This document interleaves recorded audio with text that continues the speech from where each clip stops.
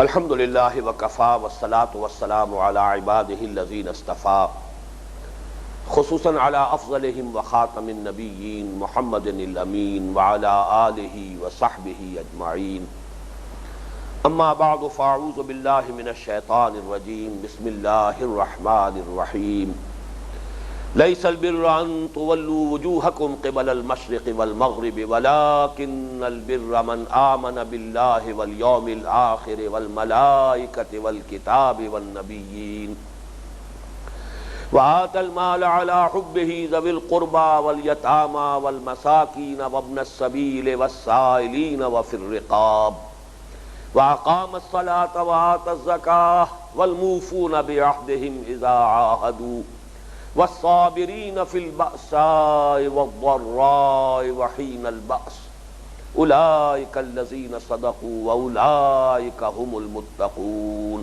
صدق اللہ العظیم۔ پچھلی 3 نشستوں میں ہم نے آیہ بر کا تقریباً نصف حصہ مکمل کر لیا۔ اب اس روح نیکی کا جب ظہور انسان کی شخصیت میں ہوتا ہے تو اس کے جو مظہر عملی ہیں ان کا بیان شروع ہو رہا ہے۔ یہاں نوٹ کرنے کی بات ہے کہ سب سے پہلا مظہر، عملی مظہر نیکی کا، وہ ہے انسانی ہمدردی، سخاوت، اپنا پیسہ خرچ کر سکنا اس کے محبوب ہونے کے باوجود، قرابت داروں پر، یتیموں پر، محتاجوں پر، مسافروں پر، مانگنے والوں پر اور گردنوں کے چھڑانے میں۔ یہ بات بڑی اہم ہے۔ قرآن مجید میں موضوع کے اعتبار سے ترتیب بدل جاتی ہے۔ جیسے اگر اطاعت کا معاملہ زیر بحث ہوگا تو اللہ کی اطاعت کے فوراً بعد رسول کی اطاعت آئے گی۔ محبت کا معاملہ زیر بحث ہوگا تو اللہ کی محبت کے فوراً بعد رسول کی محبت کا ذکر آئے گا۔ لیکن شکر کا معاملہ ہوگا تو اللہ کے شکر کے فوراً بعد والدین کے شکر کا ذکر آئے گا۔ انشکر لی ولوالدیک، یہ اگلے درس میں انشاءاللہ یہ بحث تفصیلاً آ جائے گی۔ وَقَضَىٰ رَبُّكَ أَلَّا تَعْبُدُوا إِلَّا إِيَّاهُ وَبِالْوَالِدَيْنِ إِحْسَانًا۔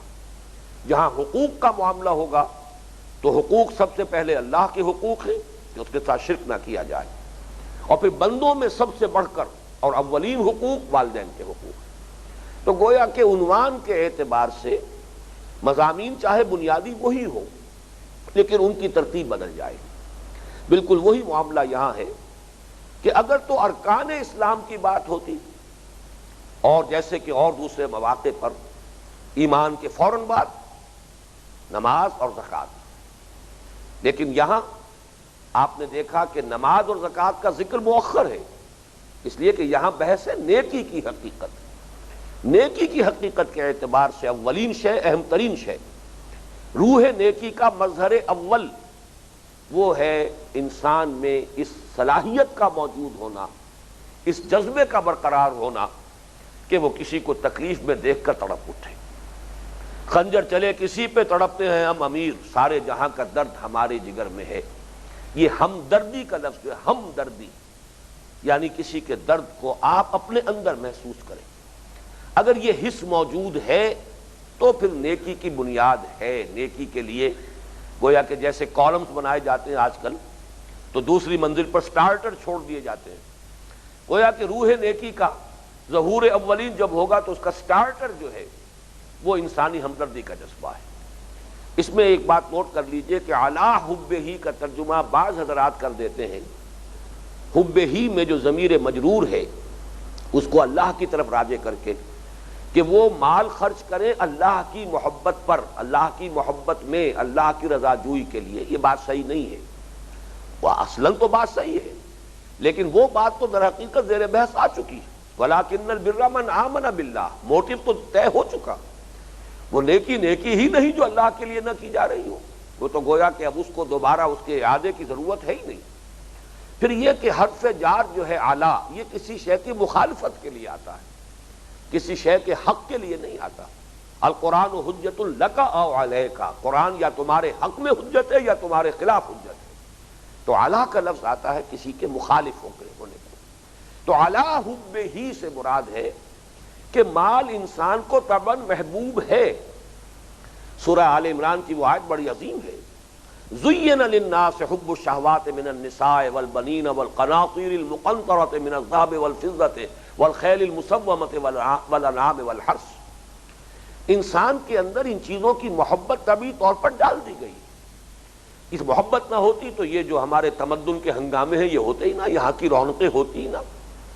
اگر عورتوں کی محبت نہ ہوتی, بیویوں کی محبت نہ ہوتی, اولاد کی محبت نہ ہوتی, بیٹوں کی محبت نہ ہوتی, اور پھر مال کی محبت نہ ہوتی, دولت کی, سونے کی, چاندی کی, اور بڑے اعلیٰ نسل کے گھوڑوں کی, اور چوپائے حیوانات ان کی, مال مویشی کی, کھیتیوں کی, اگر یہ محبتیں نہ ہو تو یہ بھاگ دوڑ, یہاں کی جو ہے رونقیں, یہ کیسے رہتی؟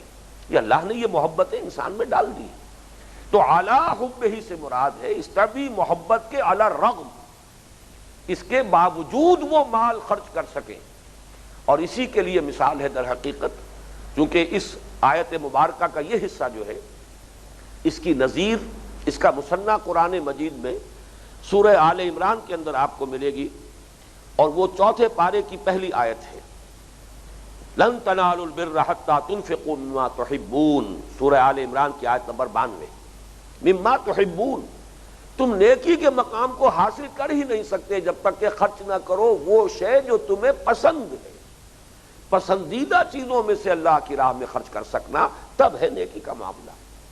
ورنہ یہ کہ اذکار رفتہ کوئی شے ہے, بیکار ہو گئی ہے, پرانی اور بوسیدہ ہو گئی ہے, اپنے دل سے اتر گئی ہے, وہ کسی کو دے دی اور یہ سمجھا اپنے تئیں کہ حاتم طائی کی قبر پر لات مار دی ہے, تو یہ اللہ کے ہاں یہ نیکی شمار نہیں ہوگی.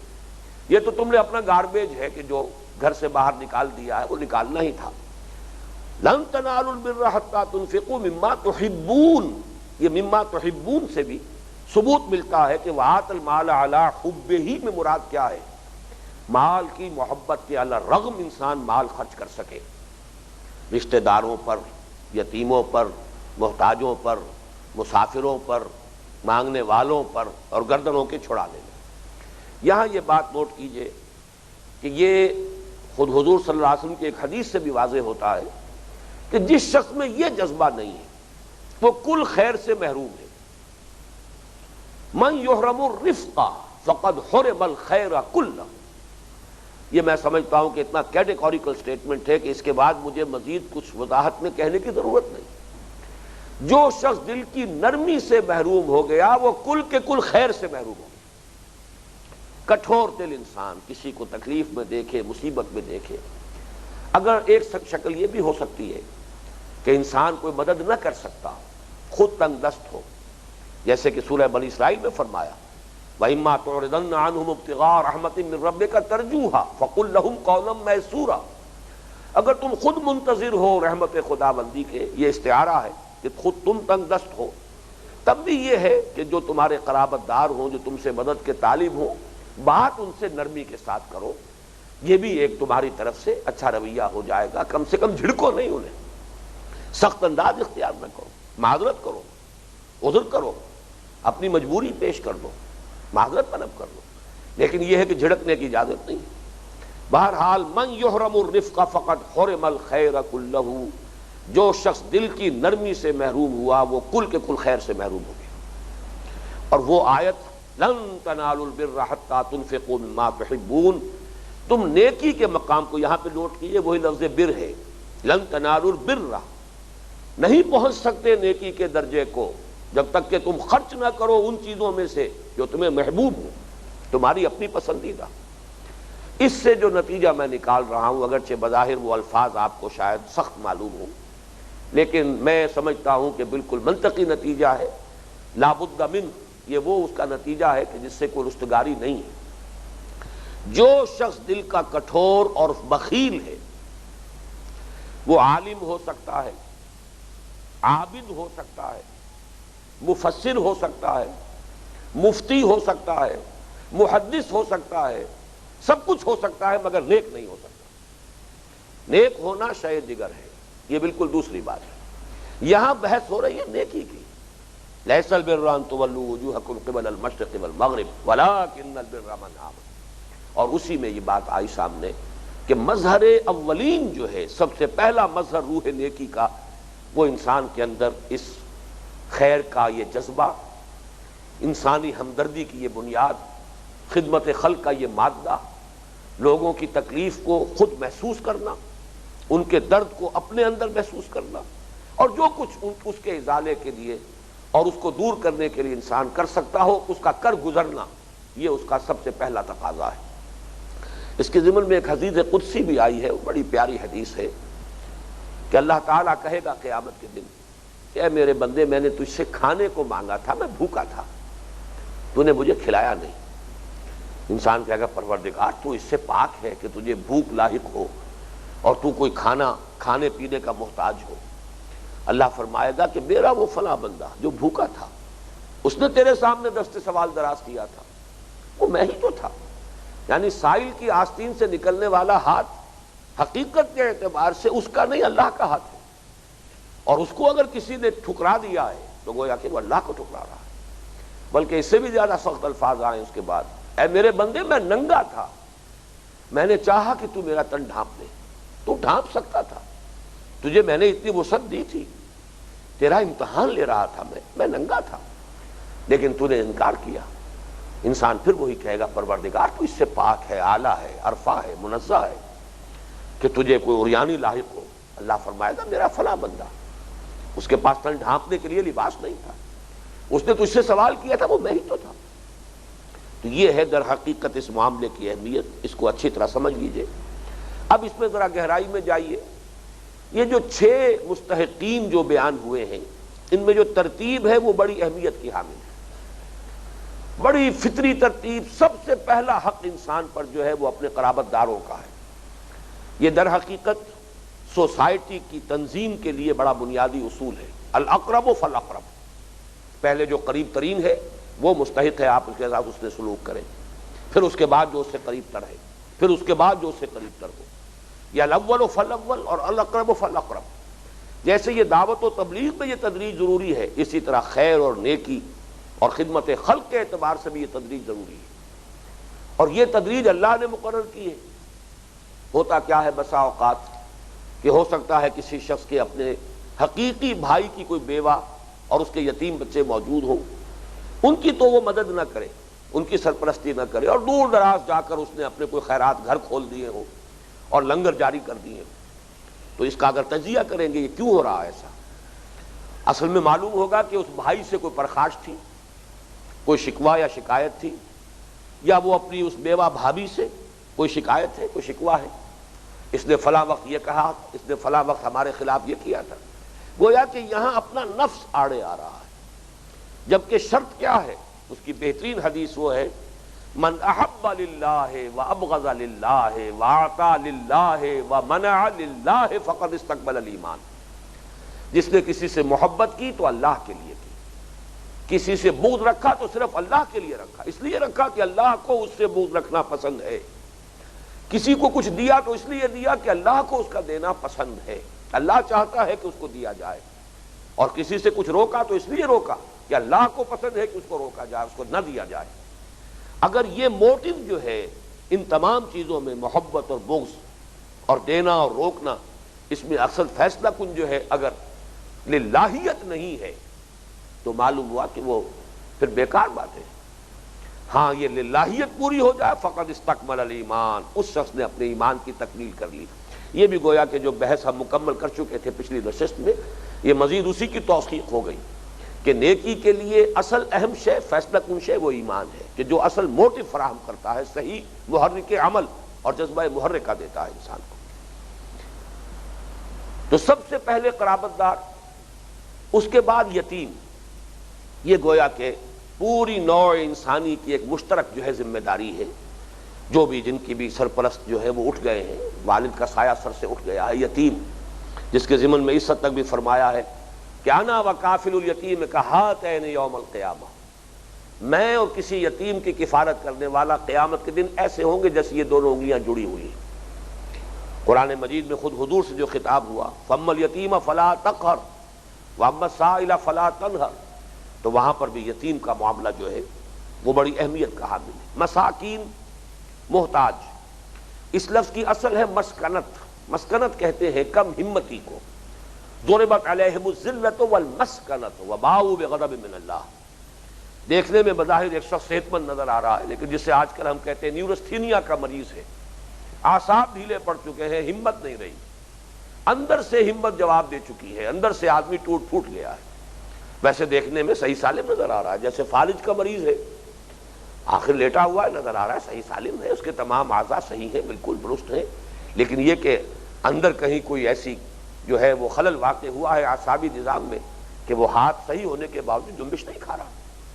اسی طریقے سے پوری انسانی شخصیت بھی ہو جاتی ہے. تو مسکنت اس کا نام ہے. محتاج کسی وجہ سے کوئی شخص سیلف سپورٹ نہیں کر پا رہا اپنے آپ کو، اپنے پاؤں پر کھڑے ہونے کی اس میں ہمت نہیں ہے. وابن السبیل، یہ خاص طور پر آج بھی کسی بھی مسافر کو کسی وقت ایسی صورتحال پیش آ سکتی ہے. پچھلے زمانے میں معاملہ خاص طور پر اہم تھا، نہ یہ ہوٹلز تھے اور نہ یہ سارا جو انتظام ہے، سرائے جو اگر کہیں ہے کسی نے کھول دی ہے، کسی مخیر آدمی نے کوئی دھرم شالہ ہے تو بات دوسری ہے. ورنہ یہ ہے کہ اس مسلم معاشرے میں خاص طور پر یہ کسی بھی مہمان کے لیے، کسی بھی مسافر کے لیے 3 دن کی مہمان نوازی اس کی جو ہے، یہ گویا کہ ایک آبادی کے لوگوں کی اجتماعی ذمہ داری ہے. اور یہ ہوا کرتا تھا. خود ہمارے اپنے بچپن میں ہم دیکھتے تھے کہ مسجدوں میں جو لوگ محلے کے کھاتے پیتے لوگ ہوتے تھے، یا کوئی مسجد ہی کا فرض کیجئے، کوئی چودھری ہے، محتمم ہے، تو وہ عشاء کی نماز کے وقت خاص طور پر دیر تک مسجد میں رہتے تھے کہ اگر کوئی مسافر ہو اور وہ خود سوال کرنے سے کترا بھی رہا ہو تو بہرحال دیکھ لیا جائے کہ اگر کوئی ہے مسافر یہاں تو اس کے کھانے پینے کا اہتمام ہو جائے. والسائلین کا معاملہ بھی بڑا ذرا وضاحت طلب ہے، اس لیے کہ بظاہر ایسا محسوس ہوتا ہے کہ شاید قرآن مجید اپنی اس تعلیم کے ذریعے سے یہ جو پیشہ ہے بیگری کا، یہ جو مانگنے کا، بھیک مانگنے کا پیشہ بن گیا ہے، شاید اس کو اس سے تقویت حاصل ہو جاتی ہے. سائلین کے لیے اگر یہ تاکید ہے، سائلوں کو جھڑکو مت. یہاں تک بھی فرمایا گیا کہ سائل کو کچھ نہ کچھ اگر دے سکتے ہو تو ضرور دو، خواہ وہ گھوڑے پر سوار ہو کر تمہارے پاس آیا ہو، اس لیے کہ تم نہیں جانتے کہ کسی شخص کے کیا حالات ہیں، کس مخمصے میں وہ پھنس گیا ہے. اب اگر اس نے تمہارے سامنے دست سوال دراز کر ہی دیا، اپنی عزت نفس اپنی ہتھیلی پر رکھ کر تمہارے سامنے پیش کر دی، تو اب یہ تمہاری شرافت اور مروت کے منافی ہوگا کہ تم ٹھوکر مار دو. کچھ دے سکتے ہو دو، نہیں دے سکتے ہو معذرت کر لو، خوش اسلوبی کے ساتھ معذرت کر لینا، یہ بھی صحیح ہے. تو ایک طرف تو یہ اہتمام ہے، وَأَمَّا السَّائِلَ فَلَا تَنْهَرْ وَإِمَّا تُعْرِضَنَّ عَنْهُمْ ابْتِغَاءَ رَحْمَةٍ مِّن رَّبِّكَ تَرْجُوهَا فَقُل لَّهُمْ قَوْلًا مَّيْسُورًا. ایک طرف یہ اہتمام ہے اور تاکید ہے، اور جیسا کہ میں نے عرض کیا ایک حدیث میں یہ الفاظ آئے کہ چاہے وہ گھوڑے پر سوار ہو کر آیا ہو اور سائل ہے، اسے کچھ نہ کچھ دو. لیکن دوسری طرف یہ بھی ہے کہ سوال کی انتہائی مذمت آئی ہے، سوال کرنے سے روکا ہے، یہ ترغیب دلائی گئی ہے، محنت کرو، مشقت کرو، مزدوری کرو، بوجھ اٹھاؤ.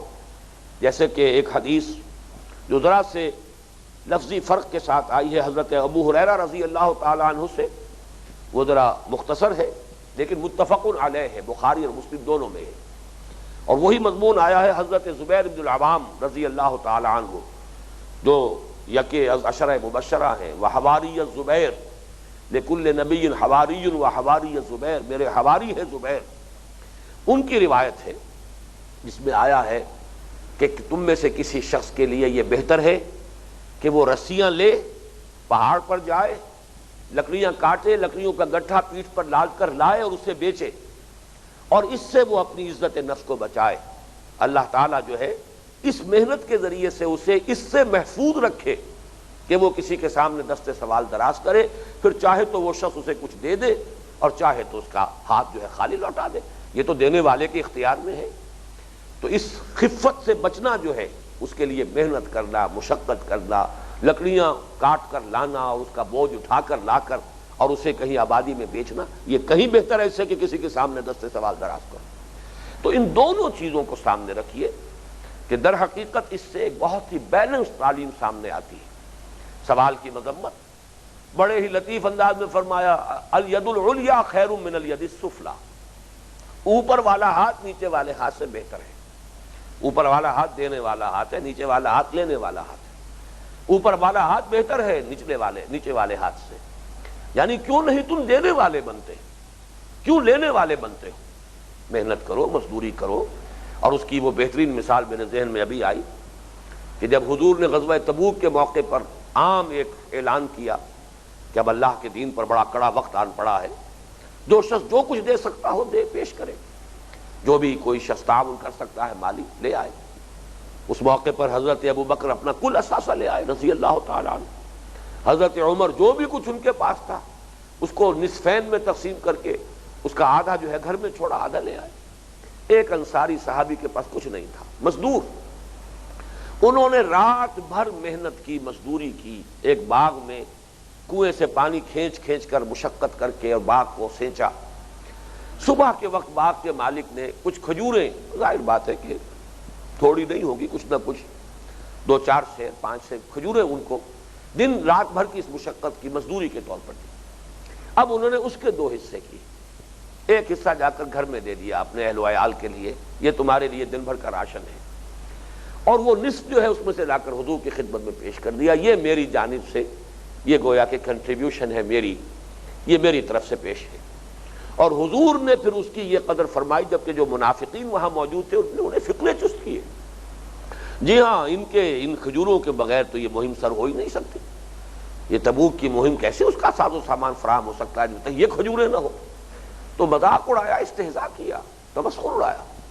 لیکن حضور نے اس کا یہ مقام معین کیا کہ فرمایا کہ وہ جو بھی سامان جمع ہوا تھا، اس کا ڈھیر بنا ہوا تھا، ان کھجوروں کو اس پورے ڈھیر کے اوپر پھیلا دو، اس لیے کہ اللہ کی میزان میں یہ اس پورے ڈھیر سے زیادہ وزنی ہے۔ تو اصل معاملہ نیت کا ہے، تو دینے والے بنو، لینے والے نہ بنو۔ البتہ یہ تعلیم اپنی جگہ ہے، جس نے اپنی عزت نفس پیش کر دی تمہارے سامنے، اب تمہاری شرافت اور مروت جو ہے اس کے یہ منافی ہوگا کہ اسے ٹھوکر مارو، اس کو اگر کچھ دے سکتے ہو دو، ورنہ یہ ہے کہ بڑے ہی اچھے الفاظ میں، بڑے اچھے انداز میں معذرت کرنا۔ اس میں وفر رقاب کا ایک مسئلہ جو ہے وہ بھی ذرا وضاحت طلب ہے۔ پچھلے زمانے میں تو لونیاں، غلام، انہیں آزاد کرنا، خریدنا اپنے مال سے، اپنے پیسے سے، اور آزاد کر دینا بہت بڑی نیکی کا کام۔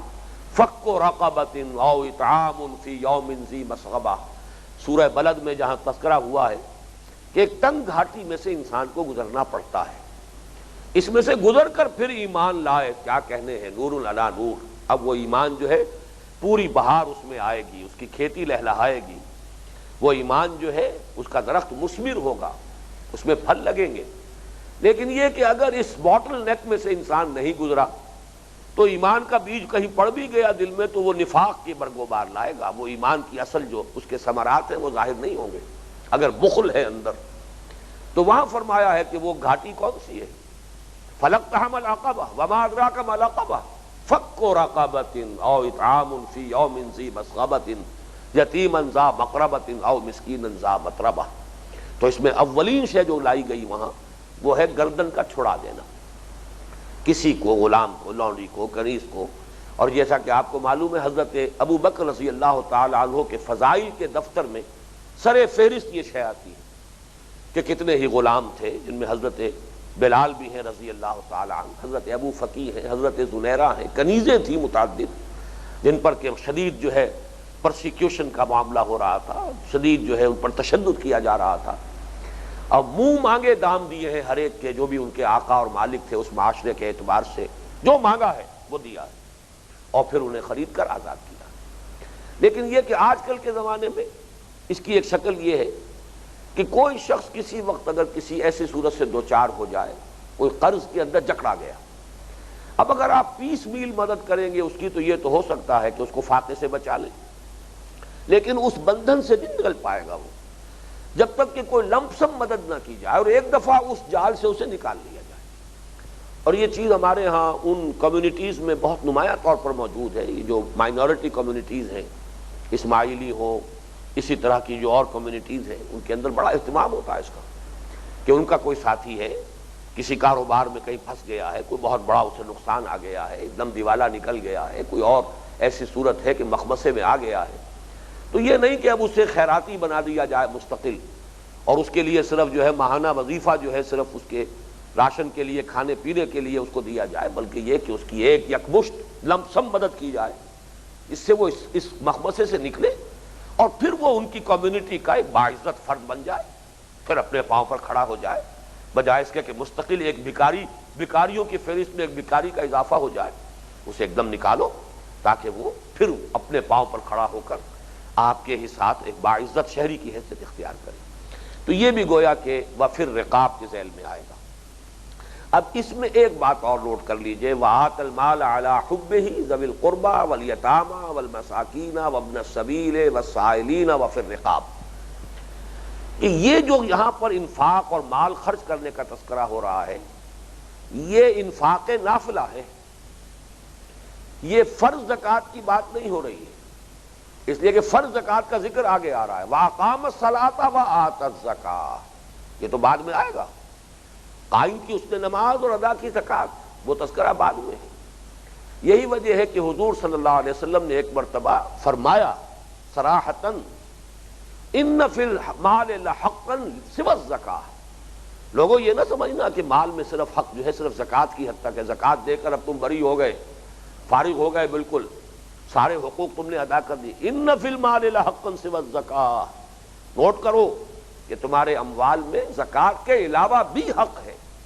اور پھر آپ نے یہ آیت پڑھی، لیس البر ان تولوا وجوہکم قبل المشرق والمغرب، اور اسی میں پھر جیسا کہ اس آیت کو گویا کہ آپ نے ثبوت کے طور پر پیش کیا، وہی بات جو اس وقت میں آپ کو نوٹ کرا رہا ہوں کہ یہ در حقیقت انفاق جو ہے جس کا تذکرہ ہو رہا ہے، آت المال علی حبہ ذوی القربى والیتامى والمساکین وابن السبیل والسائلین وفی الرقاب، یہ زکوٰۃ کے علاوہ ہے، اوور اینڈ ابو دیٹ، وہ اضافی ہے انفاق کے۔ جو نیکی کا مقام چاہتے ہو تو پھر تو معاملہ یہ ہے۔ باقی یہ ہے کہ زکوٰۃ تو ہر مسلمان کو دینی ہی دینی ہے، وہ تو جبراً بھی لے لی جائے گی اسلامی ریاست میں، وہ کوئی نیکی کی بات نہیں ہے، وہ تو ارکان اسلام میں سے، وہ تو بنیادی شرائط میں سے، اگر آپ چاہتے ہیں کہ آپ کو مسلمان مانا جائے، تسلیم کیا جائے، تو وہ تو کرنا ہی ہے۔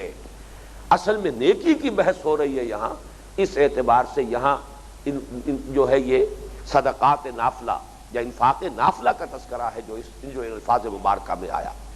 اب آگے چلیے، روح نیکی کا عملی مظہر نمبر 2، وَأَقَامَ الصَّلَاةَ وَآتَى الزَّكَاةَ، قائم کی اس نے نماز یا قائم رکھی اس نے نماز اور ادا کی زکوٰۃ۔ یہ دو ہم ایک لفظ استعمال کرتے ہیں عبادات، ارکان اسلام بھی کہیں گے۔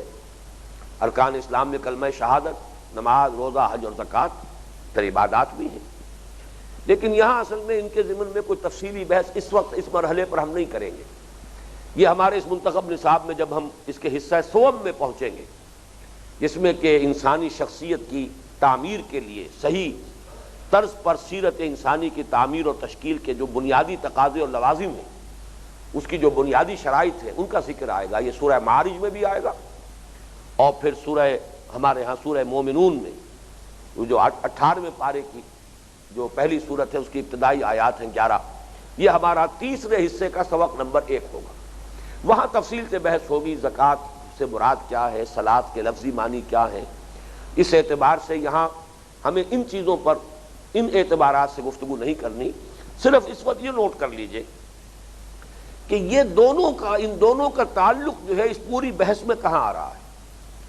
اب تک ہمارے سامنے 2 چیزیں آئیں، نیکی کی روح، ایمان، نیکی کا عملی مظہر نمبر 1 انسانی ہمدردی اور اپنا مال محبت کے، اس کی محبت کے علی الرغم لوگوں کی ضروریات کو پورا کرنے میں خرچ کر سکنے کی صلاحیت۔ اب دیکھیے ان دونوں جذبوں کی مستقل آبیاری کے لیے یہ 2 عبادات ہیں جو اللہ نے عطا فرمائی۔ نماز کیا ہے؟ یہ تجدید ایمان کا ذریعہ ہے، یہ ستون ہے ایمان کا، یہ تجدید ایمان ہے جو 5 مرتبہ ہم سے کرائی جاتی ہے۔ یہ در حقیقت جو سورہ فاتحہ ہے ہمارے حصہ دوم میں، غالباً پہلا سبق وہی ہوگا سورہ فاتحہ، اس میں آپ دیکھیں گے کہ وہ ہے ہمارے ایمان کی تجدید۔ الحمدللہ رب العالمین الرحمن الرحیم، ایمان باللہ کی تجدید ہو گئی۔ مالک یوم الدین، ایمان بالآخرہ کی تجدید ہو رہی ہے۔ ہر رکعت میں یہ تجدید ایمان ہے، اور تجدید عہد بھی ہے، ایاک نعبد و ایاک نستعین، تجدید ایمان بھی ہو رہی ہے، تجدید عہد بھی ہو رہی ہے۔ تو در حقیقت ایمان کو تر و تازہ رکھنا، ایمان کی مستقل آبیاری کا ذریعہ، ایمان کے لیے ستون، ایمان کا قوام، یہ لفظ وہ ہے جو میں اس سے پہلے سورۃ العصر کے ضمن میں استعمال آپ کے سامنے بیان کر چکا ہوں کہ حضرت معاذ ابن جبل رضی اللہ تعالیٰ عنہ سے جو بڑی ایک طویل حدیث مروی ہے کہ حضور نے دین اسلام کو ھذا الامر کے الفاظ سے تعبیر کر کے اس کے 3 حصے کیے۔ ان راس ھذا الامر، ہمارے اس امر کی، ہمارے اس دین کی، ہمارے اس معاملے کی جڑ تو یہ ہے، وَأَنَّ قَوَامَ ھذا الامر، اور جو اس کا قوام ہے، جو اس کا ستون ہے، جو اس کو قائم رکھنے والی شے ہے، وہ اقام الصلاۃ و ایتاء الزکاۃ، وہ نماز کا ادا کرنا، نماز کا قائم کرنا اور زکوٰۃ کا ادا کرنا۔ تو گویا کہ یہ 2 ستون، وہاں تو وہ ایک ہم نے درخت کے تنے سے تشبیہ دی تھی، یہاں 2 ستون، ایک ستون سپورٹ کر رہا ہے ایمان کو، وَلَٰكِنَّ الْبِرَّ مَنْ آمَنَ بِاللَّهِ وَالْيَوْمِ الْآخِرِ وَالْمَلَائِكَةِ وَالْكِتَابِ وَالنَّبِيِّينَ، اس کی تجدید، اس کی یاد دہانی، اس کی تذکیر، اس کو بار بار تازہ کرتے رہنا، اسے اپنے ذہن میں مسلسل اجاگر کرتے رہنا، کہیں کوئی ذہول ہو رہا ہو، کہیں غفلت کے پردے پڑ رہے ہوں، کہیں گردہ آ گیا ہو، اس کو مسلسل جھاڑتے رہنا اور صاف کرتے رہنا، جس کے لیے کہ میں نے بارہا حفیظ کا ایک شعر کیونکہ مجھے بہت پسند ہے، آپ حضرات کو سنایا ہے کہ جب انسان سجدے میں گرتا ہے تو در حقیقت لوح جبیں تازہ کرتا ہے، سرکشی نے کر دیے دھندلے نقوش بندگی، آؤ سجدے میں گرے لوح جبیں تازہ کرے۔ یہ ہماری پیشانی جب زمین پر رکھی جاتی ہے تو بندگی کا نقش جو مدھم پڑ گیا تھا، دھندلا ہو گیا تھا، دوبارہ تازہ ہو جاتا ہے، دوبارہ نکھر آتا ہے، اجاگر ہو جاتا ہے۔ تو اس کے لیے ہے نماز، اور یہ جو ہے انفاق آسان کام نہیں ہے، دولت تو محبوب ہے، یہ تجوری کا دروازہ کھولنا اس کے لیے بڑی عزیمت کی ضرورت ہے، ہمت کی اور ارادے کی ضرورت ہے۔ اس کے لیے یہ ہے کہ یہ ہے جو سب سے کم اللہ تعالیٰ نے اس جذبے کو برقرار رکھنے کے لیے زکوٰۃ کا معاملہ، یہ تو دینا ہی ہے۔ اس بوتل کا منہ کھلے تو صحیح، زکوٰۃ کے ذریعے سے منہ تو کھلے گا، اب اس کے بعد جب بوتل کا منہ کھل جائے گا تو اس میں سے کچھ اور بھی مزید کے بھی نکلنے کا امکان ہے، اس سے کچھ اور بھی برآمد ہو سکے گا۔ لہذا گویا کہ یہ زکوٰۃ جو ہے اس انفاق کے لیے، اس کے لیے ستون ہے، جیسا کہ میں عرض کر چکا وہ انفاق نافلہ ہے، اس کو سپورٹ کرنے کے لیے یہ جو انفاق واجبہ ہے، یہ جو صدقہ واجبہ ہے، یہ جو فرض انفاق ہے، یہ گویا کہ اس کے ستون کی حیثیت سے ہے۔ باقی جیسا کہ میں نے عرض کیا، یہاں اس کو اپنے ذہن میں رکھیے کہ نیکی کے مظاہر میں یہ نمبر 2 پر آئی ہے نماز اور زکوٰۃ، حالانکہ ویسے ارکان اسلام کے اعتبار سے یہ نمبر 1 پر آئے گی، ایمان کے فوراً بعد انہوں نے وہ ایمان لائے، انہوں نے نماز قائم کی، زکوٰۃ ادا کی۔ ایمان، اقامت الصلاۃ، ایتاء الزکوٰۃ، یہ بالکل جڑے ہوئے آئیں گے، جیسے کہ میں نے حضور کی حدیث بیان کی ہے، کہاتین، آپ تینوں انگلیاں جوڑ لیجئے، ایمان، نماز، زکوٰۃ، یہ تینوں جڑے ہوئے آئیں گے۔ لیکن یہاں فصل کیا گیا، اس لیے کہ یہاں موضوع اور ہے، یہاں نیکی کی بحث ہے، لہذا وہاں اول درجے پر لائے ہیں وہ انسانی ہمدردی کا جذبہ، خدمت خلق کا مادہ۔ اب آگے چلیے، وَالْمُوفُونَ بِعَهْدِهِمْ إِذَا عَاهَدُوا، اور پورا کرنے والے اپنے عہد کے جبکہ باہم معاہدہ کر لیں۔ اس کے ضمن میں جیسا کہ میں اشارے کرتا رہا ہوں، پچھلی 3 نشستوں میں بھی اس کا تذکرہ ہو چکا ہے کہ در حقیقت تمام معاملات انسانی کا آپ تجزیہ کریں گے تو وہ معاہدوں پر مبنی ہے، یا وہ معاہدے جو ہے وہ باضابطہ کیے جاتے ہیں، وہ ایکسپریس ایک معاہدہ ہے جو کیا جا رہا ہے، یا امپلائیڈ معاہدہ ہے، مثلا والدین اور اولاد کے مابین کہیں کوئی معاہدہ طے تو نہیں ہوا لیکن امپلائیڈ ہے معاہدہ، والدین اپنی جوانی انویسٹ کرتے ہیں اولاد میں اور گویا کہ وہ متوقع ہوتے ہیں، اور یہ اس کا ایک طبعی تقاضا ہے کہ جب اولاد جوان ہو جائے اور والدین بوڑھے ہوں تو اب وہ اپنے آپ کو اور اپنی توانائیوں کو صرف کریں ان کی خدمت میں، ان کی خبر گیری میں، ان کی ضروریات کی بہم رسانی میں۔ یہ اگرچہ کہیں لکھی ہوئی بات تو نہیں ہے، کہیں طے تو نہیں پائی ہے، لیکن یہ کہ یہ ایک امپلائیڈ کانٹریکٹ ہے والدین کا اولاد کے ساتھ، یہ ہمارے معاشرے کے اندر یہ انڈرسٹوڈ ہے۔ اس سے آگے چلیں پوری جو ہماری آئلی زندگی ہے جس کا نقطۂ آغاز ہے شادی. شادی کیا ہے؟ ایک سوشل کانٹریکٹ ہے. آج کل تو یہ لفظ استعمال بھی ہوتا ہے. یہ ایک عمرانی معاہدہ ہے, ایک مرد اور ایک عورت کے مابین معاہدہ ہے پوری زندگی کا نباہ کرنے کا, جس میں مجھے بڑی خوشی ہوئی تھی یہ معلوم کر کے کہ عیسائیوں میں جب یہ شادی ہوتی ہے تو لڑکی یہ بھی کہتی ہے کہ آئی ول اوبے ہم, میں اپنے شوہر جس کو میں شوہر کی حیثیت سے اس وقت قبول کر رہی ہوں, میں اس کی فرما بردار رہوں گی, اس کا کہنا مانوں گی. اس لیے کہ یہ سارا فرگوسن جس کی اب طلاق ہو چکی ہے, جب اس کی شادی ہونے والی تھی تو اس کے کچھ الفاظ اخبارات میں آئے تھے. I am not that timid type of woman. I won't say these words. میں اس طرح کی لڑکی نہیں ہوں کہ میں یہ الفاظ کہوں کہ میں اس کا حکم مانوں گی. یہ الفاظ میں نہیں کہوں, کہنے پڑے ہوں گے اسے. اس لیے کہ بہرحال شاہی خاندان کی شادی تھی, چرچ میں ہوئی ہے, اور وہاں ادھر بال سے برابر بال بھر بھی ادھر سے ادھر ہونے والی بات تھی, کہنے پڑے ہوں. تو معاہدہ ہے, پوری زندگی کے لیے ایک عہد ہے, قول و قرار ہے, حقوق و فرائض کا تعین کیا گیا ہے, اب اس کو پورا کرنا. اسی طرح ایک شخص جو ہے محنت مزدوری کر رہا ہے آپ کے ہاں, 8 گھنٹے کے لیے کام کرنا اس نے مانا ہے. اب اگر وہ محتاج رہے اس کا کہ کوئی دیکھ ہی رہا ہو تو کام کرے, تو گویا کہ وہ اپنا عہد پورا نہیں کر رہا. اسے 8 گھنٹے کام کرنا چاہیے اپنے عہد کے تحت بندھے ہوئے ہونے کے باعث. اگر اس میں ایفائے عہد ہے تو امکان بھر اسے محنت کرنی ہے. امپلائی اور امپلائر کانٹریکٹ ہے. یہ بڑے بڑے مناصب جو ہے ہمارے, یہ لوگ کھڑے ہوتے ہیں ہاتھ اٹھا کر عہد کرتے ہیں, معاہدہ ہے قوم کے ساتھ, پوری قوم کے ساتھ معاہدہ. اس اعتبار سے باقی بزنس جو ہے ہمارے ہاں آج کل بڑا بزنس جو ہے وہ تو اکثر و بیشتر سپلائی کے کانٹریکٹس ہیں. کوئی اور چیز جو ہے اس کا کوئی سودا ہوتا ہے وہ بھی کانٹریکٹ کی شکل میں ہوتا ہے. کنسٹرکشن ہے تو کانٹریکٹ کی شکل میں ہے. گویا کہ تمام انسانی معاملات در حقیقت اس معاہدے پر مبنی. ایک اگر شے پیدا ہو جائے ایفائے عہد کا مادہ, تو معلوم ہوگا کہ تمام سٹریم لائننگ ہو جائے گی بین الانسانی معاملات کی. ہر مزدور کام اس لیے کر رہا ہو کہ میں نے معاہدہ کیا ہے کہ مجھے کام کرنا ہے, مجھے اتنے روپے ملیں گے اس کام کے جو مجھے کرنے ہیں. ہر ملازم جو ہے وہ کام کر رہا ہو اپنی امکانی حد تک کہ میرا معاہدہ ہے, مجھے اپنی صلاحیتیں لگانی ہے, کھپانی ہے. ہر جو ذمہ دار ہیں قومی زندگی میں وہ اپنی امکانی حد تک جو ہے دیانتداری کے ساتھ اپنے فرائض کو ادا کر رہے ہیں, اور وہ اس وجہ سے کہ ایک معاہدہ ہے جس کی پیروی کرنی ہے. اسی لیے اس کی تاکید کے لیے فرمایا گیا کہ وَأَوْفُوا بِالْعَهْدِ إِنَّ الْعَهْدَ كَانَ مَسْئُولًا, عہد کو پورا کیا کرو. عہد کے بارے میں باز پرس ہو, کیا معاہدہ تم نے کیا تھا اس کو پورا کیا یا نہیں کیا, اس کے بارے میں پورا حساب کتاب دینا ہوگا. اور 2 مرتبہ جس کا میں نے ابھی تذکرہ کیا ہے, جو ہمارے اس منتخب نصاب کے تیسرے حصے کا پہلا درس ہوگا, سورہ مومنون اور سورہ معارج کی آیات پر مشتمل, دونوں مقامات پر آیت آئی ہے وَالَّذِينَ هُمْ لِأَمَانَاتِهِمْ وَعَهْدِهِمْ رَاعُونَ, وہ لوگ جو اپنی امانتوں اور اپنے عہد کی حفاظت کرنے والے, پوری پاسداری کرنے والے. بلکہ یہ کہ ایک روایت جو ہے حضرت انس ابن مالک رضی اللہ تعالی عنہ سے, اس کے الفاظ میں سمجھتا ہوں کہ اس میں حرف آخر ہے اس موضوع پر.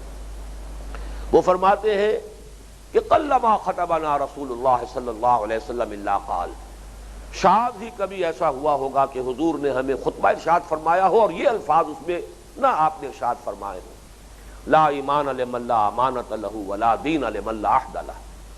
جس شخص میں امانت داری کا وصف نہیں, اس کے اندر کوئی ایمان نہیں, جس میں عہد کی پاسداری نہیں, اس کا کوئی دین نہیں. کتنا کیٹیگوریکل سٹیٹمنٹ ہے. لیکن یہ صرف کیٹیگوریکل نہیں ہے, بہت لاجیکل بھی ہے. اس لیے کہ دین نام ہے معاہدے کا. کل دین, کل شریعت جو ہے بندے اور اللہ کے درمیان ایک معاہدہ ہے. اسی لیے اس کو کہا گیا وَمِيثَاقَهُ الَّذِي وَاثَقَكُم بِهِ, یہ شریعت جو ہے جو اللہ نے ہمیں عطا فرمائی ہے یہ میثاق ہے. میثاق کسے کہتے ہیں؟ باندھ لینے والی شے. یہ میثاق, میوثاق, یہ در حقیقت اس میں آلہ ہے, باندھ لینے والی شے. در حقیقت جب ہم کہتے ہیں ایاک نعبد و ایاک نستعین, یہ بہت بڑا عہد ہے جو ہم کر رہے ہیں.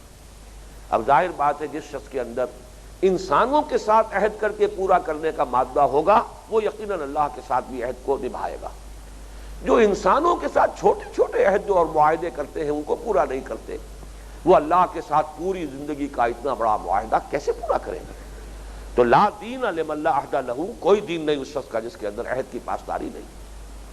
بہرحال اس نیکی کے بحث میں اس کا جو مقام ہے کہ وہ جو روح نیکی انسان کی شخصیت میں سرایت کر کے جب اس کے اثرات ظاہر ہوتے ہیں تو نمبر ایک انسانی ہمدردی اور خدمت خلق کا مادہ، نمبر دو عبادات نماز اور زکوٰۃ اہم ترین، نمبر تین معاملات انسانی کی سٹریم لائننگ کے لیے ایفاء عہد۔ اب آخری حصہ آ گیا والصابرین فی البأساء والضراء وحین الباس، اور بالخصوص صبر کرنے والے۔ یہ بالخصوص کا لفظ کہاں سے آ گیا؟ اس کو تھوڑا سا نوٹ کر لیجئے کہ صابرون نہیں کہا، حالانکہ اس سے پہلے آیا والموفون بعہدہم اذا عاہدوا، یہ حالت رفعی میں ہے۔ یہاں یہ جو ہے حالت نصبی میں کیسے آ گیا؟ یہ حالت نصبی ہے، یہ حالت جری ہے۔ والصابرین یہ کیوں آیا؟ اس سے اشارہ ہو گیا کہ یہاں کوئی شے محذوف ہے۔ وَأَخُصُّ بِذِكْرِ الصَّابِرِينَ، اور خصوصیت کے ساتھ میں ذکر کر رہا ہوں صبر کرنے والوں، یعنی در حقیقت انسان کی شخصیت کا اصل امتحان ہوتا ہے یہاں آ کر۔ نیکی کے لیے کچھ خرچ بھی کر لیا، کچھ اور بھی کر لیا، عبادت گزاری بھی کر لی، یہ ساری چیزیں نیکی کی ہو گئی، لیکن جس کو میں نے پہلے سورۃ العصر کے درس کے دوران اسٹرینگتھ آف کیریکٹر کے نام سے کے لفظ سے تعبیر کیا تھا، وہ کیریکٹر کی اسٹرینگتھ جو ہے اس کا ظہور تو ہوگا صبر۔ آپ تکلیفیں جھیل سکتے ہو، مصائب برداشت کر سکتے ہو۔ اخص بذکر صاحب، خص یا خص، خاص کرنا کسی چیز کو، واخص بذکر صابرین، اور خاص طور پر میں ذکر کر رہا ہوں الصابرین، صبر کرنے والوں کا، اس لیے میں نے اضافہ کیا خصوصاً صبر کرنے والے۔ یہ میں بیان کر چکا ہوں، یہ صبر کے تین جو مواقع ہیں، بھوک، فقر، فاقہ۔ باسا کا لفظ جب آتا ہے تو وہ بھوک کے لیے، فاقے کے لیے، فقر کے لیے آتا ہے۔ جب باس کا لفظ آتا ہے سختی، تو یہ جب اس شکل میں آئے گا تو یہ جنگ کے لیے کہ سخت ترین جو ہے مرحلہ، جہاں پر کہ انسان کی جو سب سے قیمتی متاع ہے اس کی زندگی، اسی کا گویا کہ خطرہ اور اندیشہ ہے، اس کا رسک لے کر انسان میدان جنگ میں جاتا ہے، تو وہ آخری بات ہے۔ ضرا، ضرر سے تکلیف، جسمانی اذیت، جیسے کہ پرسیکیوشن ہو رہی تھی صحابہ کرام کی رضی اللہ تعالیٰ عنہ مجمعین، یا جیسے کوئی شخص، ایک واقعہ بھی آیا ہے کہ ایک صحابی کہیں زخمی ہو گئے کسی جنگ میں، اور زخم کی جو تکلیف تھی اسے برداشت نہیں کر سکے، خودکشی کر لی۔ لوگوں نے کہا کہ وہ تو جنت میں پہنچ گئے۔ حضور نے فرمایا تم کہتے ہو کہ جنت میں پہنچ گئے، میں نے تو اسے جہنم میں دیکھا ہے۔ تحقیق کی گئی تو معلوم ہوا کہ یہ مسئلہ ہوا۔ تو یہ صبر کر سکنا، وہ کوفت کو، جان اللہ کی امانت ہے، اس کو لے لینا کسی حالت میں جائز نہیں ہے۔ خودکشی جو ہے یہ حرام موت، یہ گویا کہ کبائر میں سے ہے۔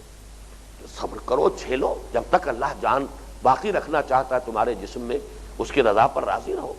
اس کو خود اپنے ہاتھوں اس جان کو ختم کرنے کی اجازت نہیں ہے، یہ تو اللہ کی امانت ہے، وہی جب چاہے گا لے گا۔ تو اس اعتبار سے جھیل سکنا، برداشت کر سکنا۔ والصابرین فی البأساء والضراء وحین الباس، جس کا ذکر جو ہے اس سورہ بقرہ میں اس آیہ مبارکہ سے ذرا ہی پہلے، اس لیے کہ یہ 22ویں رکوع کی پہلی آیت ہے، 19ویں رکوع میں وہ مضمون آ چکا ہے۔ وَلَنَبْلُوَنَّكُمْ بِشَيْءٍ مِّنَ الْخَوْفِ وَالْجُوعِ وَنَقْصٍ مِّنَ الْأَمْوَالِ وَالْأَنفُسِ وَالثَّمَرَاتِ، ہم تمہیں لازماً آزمائیں گے اہل ایمان، ایمان کے دعوے داروں، خوف سے بھی، بھوک سے بھی، جانی اور مالی نقصانات سے بھی، یہ تمام امتحانات آئیں گے۔ وَبَشِّرِ الصَّابِرِينَ، اور اے نبی بشارت دیجئے صبر کرنے والوں، الَّذِينَ إِذَا أَصَابَتْهُمْ مُصِيبَةٌ قَالُوا إِنَّا لِلَّهِ وَإِنَّا إِلَيْهِ رَاجِعُونَ، جن پر جب بھی کوئی مصیبت آتی ہے تو بس ان کی زبان سے یہی الفاظ نکلتے ہیں، ہم اللہ ہی کے ہیں، ہم اللہ کی ملکیت ہیں، جو اللہ چاہے، سر تسلیم خم ہے جو مزاج یار میں آئے، اللہ ہی کے ہیں، اسی کی طرف لوٹ جانے والے، وہ صبر کرنے والے۔ تو والصابرین فی البأساء والضراء وحین الباس۔ اب اس آخری ٹکڑے کے حوالے سے یہ بات سمجھیے کہ قرآن جو تصور نیکی پیش کر رہا ہے وہ فنڈامنٹلی ڈیفرنٹ ہے بھکشوؤں کے تصور نیکی سے، یا یہ اور جو رہبانی تصورات ہیں، خانقاہی تصورات ہیں، وہ اہنسا تو اس میں ہے اور وہ سب ساری چیزیں موجود ہیں، لیکن اسلام تو اس کے کل برعکس تصور لا رہا ہے۔ آپ کہہ سکتے ہیں یہ بڑا ایگریسو کانسیپٹ ہے نیکی کا، اس میں جنگ کا تصور بھی ہے، حالانکہ عام انداز میں تو یہ کہا جائے گا کہ یہ جنگ تو بہت بری شے ہے، نہیں، اگر وہ جنگ حق کے لیے لڑی جا رہی ہے، اگر وہ جنگ نیکی کا بول بالا کرنے کے لیے لڑی جا رہی ہے تو یہ نیکی کا بلند ترین مقام ہے، یہ اللہ تعالیٰ کی محبوبیت کا مقام ہے۔ ان اللہ یحب الذین یقاتلون فی سبیلہ صفا کانہم بنیان مرصوص۔ اسلام کی نیکی وہ نہیں ہے کہ جو زندگی کا اصل میدان ہے وہ اشرار کے حوالے کرے، بدماشوں کے حوالے کر کے خود کونوں کھدروں میں جا کر خانقاہوں کے اندر یا پہاڑوں کی غاروں میں جا کر چھپ جائے اور وہاں پناہ لے لے۔ وہ نیکی اسلام کی نیکی نہیں ہے۔ اسلام کی نیکی تو وہ ہے جو ان تمام منزلوں سے گزر کر، یہ شرط لازم ہے، ان منزلوں سے گزری ہو، وہ ایمان بھی ہو، وہ بنیادی اخلاقی جو تقاضے ہیں وہ بھی پورے ہو رہے ہو، پھر یہ ہمت بھی ہو کہ باطل کی آنکھوں میں آنکھیں ڈال کر بدی سے پنجہ آزمائی کرے، باطل سے مقابلہ کرے۔ یہ ملیٹنٹ اسلام جس کو آج کہا جا رہا ہے، اس میں کوئی شک نہیں ہے کہ اسلام کے اندر یہ ملیٹنسی ہے۔ اسلام باطل کو، اگر طاقت ہے، اہل حق کے ہاتھ میں طاقت ہے، پھر وہ باطل کے وجود کو گوارا کرے تو ظاہر بات ہے پھر حق کے ساتھ ان کی وفاداری جو ہے مشکوک ہو جائے گی، وہ تو بات۔ لیکن یہ کہ انفرادی سطح پر کسی کو مجبور نہیں کیا جائے گا کہ وہ اپنا مذہب تبدیل کرے، لیکن باطل کی بالادستی، ایک ظالمانہ نظام کی بالادستی، اس کو قبول نہیں کیا جائے گا۔ طاقت ہوگی تو اس کو ختم کیا جائے گا۔ تو باطل سے پنجہ آزمائی، میدان میں آ کر اسے للکارنا، بدی سے آنکھوں میں آنکھیں ڈال کر اس سے مقابلہ کرنا، اسے چیلنج کرنا، یہ ہے نیکی کا بلند ترین مقام۔ یہ گویا کہ نیکی کی معراج ہے۔ اسی سے ایک بات ثابت ہو گئی، جب یہ کردار جو یہاں پر قرآن مجید بیان کر رہا ہے، جن کے اندر روح ایمان ہے، جو خادم خلق ہیں، جو ہمدردی کا پتلا ہیں، جو نماز کے اور زکوٰۃ کے پابندی کرنے والے ہیں، جو ایفاء عہد کرنے والے ہیں، ان کی جنگ کس مقصد کے لیے ہوگی؟ ظاہر بات ہے وہ جنگ اپنے ذاتی مفادات کے لیے نہیں کر سکتے۔ وہ جنگ جو ہے وہ صرف اپنے اقتدار کے حصول کے لیے، تلک الدار الآخرۃ نجعلھا للذین لا یریدون علوا فی الارض ولا فسادا، اپنا اقتدار مطلوب نہیں ہو سکتا انہیں۔ یہ چیز تو اس پورے فریم میں فٹ ہوتی نہیں۔ یہ پوری ایک شخصیت ہے، ایک پوری کردار کی تصویر کشی کی گئی ہے، کردار نگاری ہے جو اس ایک آیت میں موجود ہے۔ اس میں کہیں بھی یہ بات فٹ نہیں ہو سکتی۔ ان کی جنگ ہوگی تو کس لیے؟ حق کے لیے ہوگی۔ ان کی جنگ ہوگی حق کے دفاع کے لیے، حق کے غلبے کے لیے، نیکی کا بول بالا کرنے کے لیے، نیکی کے پرچار کے لیے، بدی کے استحصال کے لیے، باطل کا قلع قمع کرنے کے لیے، ظلم کو ختم کرنے کے لیے۔ یہ گویا کہ امپلائڈ ہو گیا سورۃ العصر میں جو تیسری شرط لازم ہے نجات کی، وتواصوا بالحق، یہ گویا کہ اس آیہ مبارکہ میں اگرچہ صراحتاً مذکور نہیں ہے، لیکن یہاں لفظ جنگ پر اگر آپ غور کریں گے اور اس پورے کردار میں اگر اس کے لیے مقام تلاش کریں گے تو اس میں خود بخود پس منظر میں بات نظر آئے گی کہ اعلاء کلمت اللہ کے لیے، اقامت دین کے لیے، حق کا بول بالا کرنے کے لیے، لتکون کلمت اللہ العلیٰ، اللہ کا بول بالا کرنے کے لیے، اور ظلم کے استحصال کے لیے، تواصوا بالحق، در حقیقت یہ اسی کا نتیجہ ہوگا کہ اس کے لیے وہ تکلیفیں جھیلیں، فقر و فاقہ برداشت کریں۔ چنانچہ وہ آیت بھی جو میں نے ابھی آپ کو سنائی ہے سورہ بقرہ کی، جو 19ویں رکوع کی آیت ہے، تو وہ 17ویں رکوع میں جو اس امت کا اصل مقصد آیا ہے، وَكَذَلِكَ جَعَلْنَاكُمْ أُمَّةً وَسَطًا لِتَكُونُوا شُهَدَاءَ عَلَى النَّاسِ وَيَكُونَ الرَّسُولُ عَلَيْكُمْ شَهِيدًا۔ تمہیں ایک امت وسط بنایا ہی اس لیے گیا ہے کہ تم گواہی دو پوری نوع انسانی پر، حق کی گواہی، اللہ کے دین کی گواہی دے، تو بھی محمد کی صداقت کی گواہی تمہیں گواہی دینی ہے جیسے کہ ہمارے رسول نے تم پر گواہی دی ہے۔ وہ تم پر گواہ بنے، تم پوری نوع انسانی پر گواہ بنو۔ اس کے لیے ہے مسلمانوں کان کھول کر سن لو، یا ایھا الذین آمنوا استعینوا بالصبر والصلاۃ، اور اسی میں آگے آیا وَلَنَبْلُوَنَّکُم بِشَیْءٍ مِّنَ الْخَوْفِ وَالْجُوعِ وَنَقْصٍ مِّنَ الْأَمْوَالِ وَالْأَنفُسِ وَالثَّمَرَاتِ۔ یہ گویا کہ شواہد ہیں جس کی بنا پر اس آیہ مبارکہ میں بھی چاہے صراحتاً مذکور نہیں ہے تواصوا بالحق کی کوئی چیز، لیکن یہ کہ وہ یہاں مقدر ہے، محذوف ہے، انڈرسٹوڈ ہے۔ اب آخری ٹکڑا، اولئک الذین صدقوا، یہی وہ لوگ ہیں جو سچے ہیں۔ قرآن مجید میں یہ لفظ آئے گا بار بار، چنانچہ صحیح ایمان کی ڈیفینیشن کے بعد سورہ حجرات میں الفاظ آئیں گے انما المؤمنون الذین آمنوا باللہ ورسولہ ثم لم یرتابوا وجاہدوا باموالہم وانفسہم فی سبیل اللہ اولئک ھم الصادقون۔ یہ صدق کا لفظ جو ہے وہ صرف سچی بات کہنے کے لیے نہیں آتا، راست کردار ہو، راست گو ہو انسان، راست جو ہے اس کی راست باز ہو، راست گو ہو، راست کردار ہو، پوری شخصیت کے اندر صداقت جو ہے وہ اگر سرایت کیے ہوئے ہو تو اولئک الذین صدقوا، یہ ہے حقیقت میں سچے لوگ، ان کا قول سچا۔ اگر ان کا دعویٰ کوئی نیکی کا ہے، حالانکہ کوئی نیک آدمی نیکی کا دعویٰ نہیں کرتا، لیکن اگر دعویٰ کرے تو اپنے دعوے میں سچے ہوں گے۔ یہ لوگ ہیں کہ جو سچے انسان ہیں، یہ لوگ ہیں جو سچے صاحب ایمان ہیں، یہ کردار جن کو حاصل ہے وہ سچے مسلمان ہیں۔ وَأُولَٰئِكَ هُمُ الْمُتَّقُونَ، یہ گویا کہ ایک اضافی بات ہے جو یہاں جاتے جاتے یوں سمجھیے آخری تحفہ اللہ نے دیا اس آیت میں، کہ ضمنی طور پر یہ بھی سمجھ لو تقویٰ اسے کہتے ہیں۔ تقویٰ کا خاص طور پر معاملہ یہ ہے کہ وہ تو ہمارے ذہنوں میں بس کچھ ظواہر اور مظاہر کے ساتھ وابستہ اور متعلق ہو کر رہ گیا ہے، خاص قسم کی وضاقتہ، خاص قسم کا لباس، خاص قسم کا اٹھنا بیٹھنا، یہ جو حرکات و سکنات ہے، بس یہ تقویٰ ہے۔ اولئک هم المتقون، حقیقت میں تقویٰ اسے کہتے ہیں۔ اور اس اعتبار سے نوٹ کیجئے جو میں نے پچھلی نشست میں آپ کو جس آیت کا حوالہ دیا تھا بر اور لیسا کی بحث میں، لیس البر بان تأتوا البیوت من ظہورها ولکن البر من اتقى، یہاں ہے ولکن البر من آمن باللہ والیوم الآخر، اور آخر میں لفظ آیا اولئک هم المتقون، گویا کہ اس پوری آیت کو وہاں سمو لیا گیا ایک لفظ لا کر، وَلَيْسَ الْبِرُّ بِأَن تَأْتُوا الْبُيُوتَ مِن ظُهُورِهَا وَلَكِنَّ الْبِرَّ مَنِ اتَّقَىٰ، نیکی تو حقیقت میں اس کی ہے جس میں تقویٰ ہو، اور تقویٰ کس میں ہوگا؟ ریفر ٹو آیت نمبر 177۔ گویا کہ قرآن مجید کو بھی اس حوالے سے القرآن یفسر بعضہ بعضا، قرآن کا ایک حصہ دوسرے حصے کی تفسیر کرتا ہے، اس حوالے سے ہمیں تقابل آیات کے ذریعے سے ان کے اندر ہمیں اور رہنمائی ملتی ہے، گہری بصیرت حاصل ہوتی ہے۔ تو گویا کہ یہاں یہ بات بھی سامنے آ گئی، یہی مطلوبہ کردار ہے، یہ پیکر ہے نیکی کا۔ روح نیکی حقیقتاً اگر موجود ہے تو انسانی شخصیت میں سرایت کرے گی، تو یہ حیولہ ہے انسانی شخصیت کا جو سامنے آئے گا۔ دعا کیجئے اللہ تعالی ہمیں ان لوگوں میں شامل کرے۔ اللہم ربنا اجعلنا منہم، اللہم ربنا اجعلنا من عبادک الذین آمنوا وعملوا الصالحات وتواصوا بالحق وتواصوا بالصبر، اللہم ربنا اجعلنا من عبادک الصادقین وعبادک المتقین، آمین یا ارحم الراحمین۔